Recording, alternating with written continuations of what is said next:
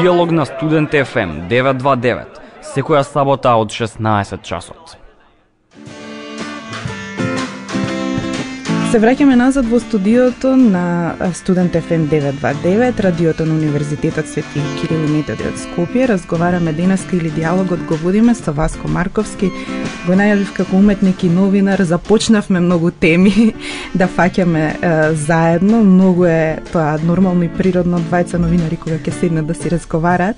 Васко, да стигнеме до она потесно фаќање во костец со уметноста. Васко како хаику поет.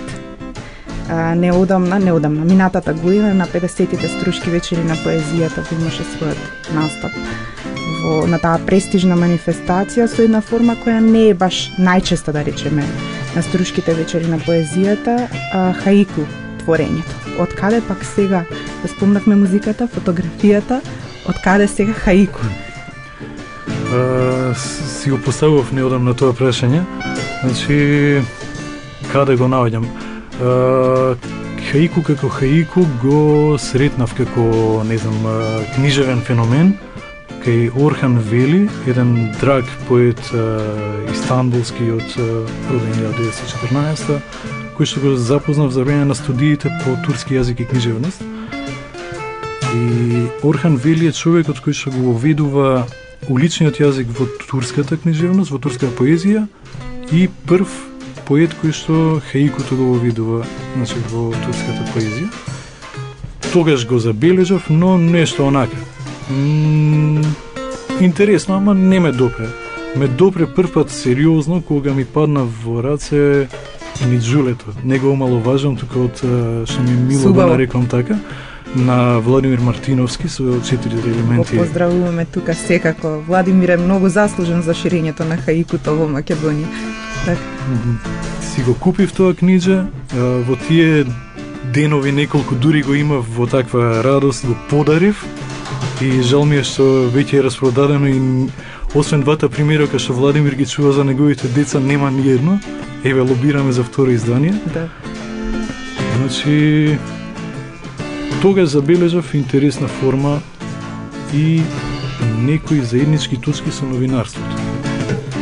Работејќи долги серијали, репортажи за неделникот Форум во тоа време, и серијалот репортажи Непозната Македонија кој го работев, малку станав презаситен од долгата форма, кои што беа главно репортажи по некои 120 реда, а истовремено ми требаше и некаков тренинг за да составам насловница на репортажите, наслов, наднаслов, поднаслов, сето тоа.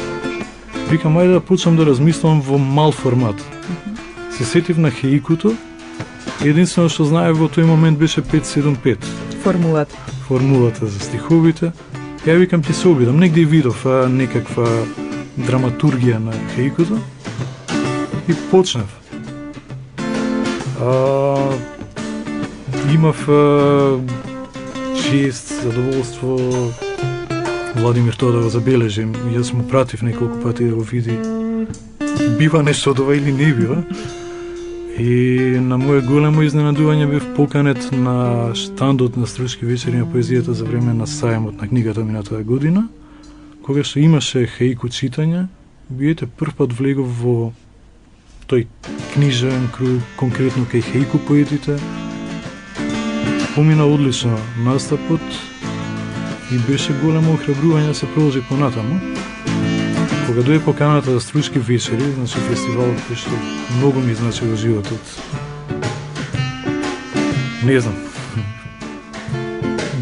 Не може после тоа да се застане. Навистина е голем потик сето тоа.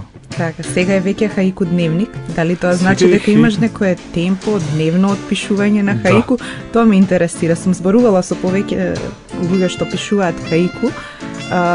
Поезија на мигот, нели, творење стихови, буквално да се фати мигот, нешто слично како со фотографијата, предпоставувам, но дали веќе имаш темпо дневно на пишување на овие стихови? Така, значи, од оние најпрви обиди до есеноска некаде го заокружив тој првиот циклус кој што се надевам дека оваа година ќе го објавиме, како збирка под наслов Корпоративно утро.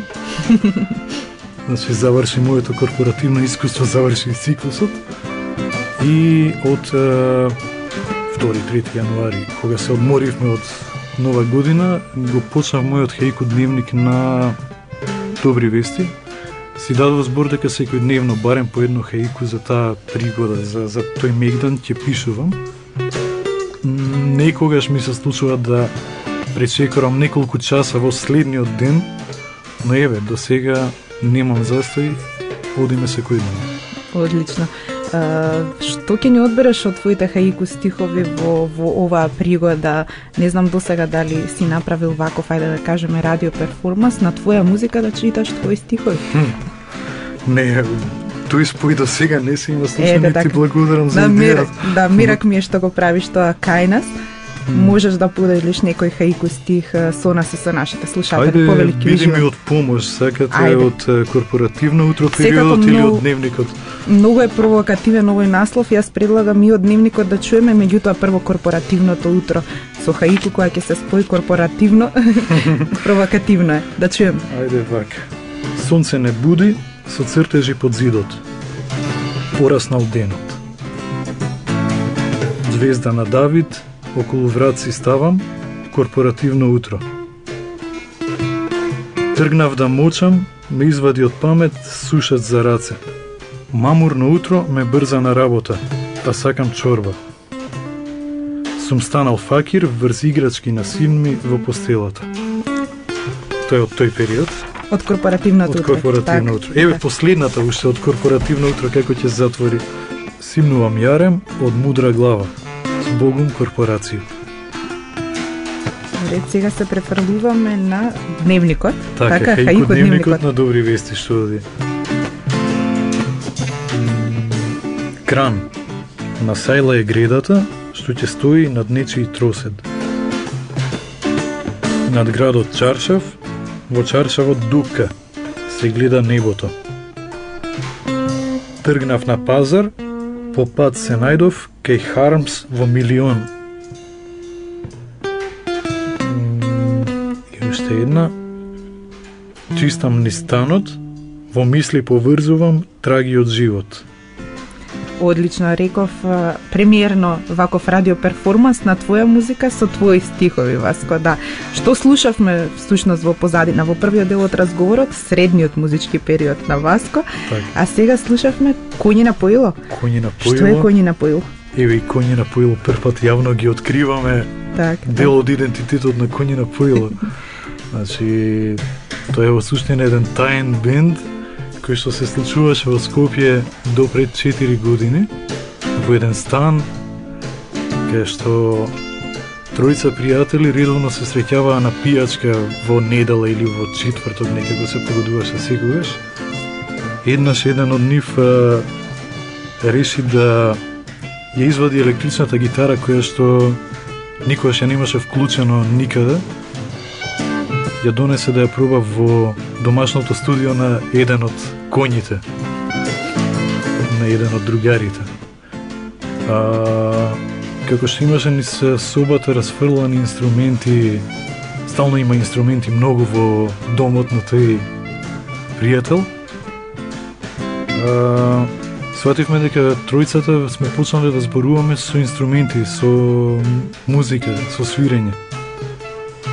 По некој ден откако малку се подсоземавме од тоа што го снимивме, затоа што секој свирење беше снимано,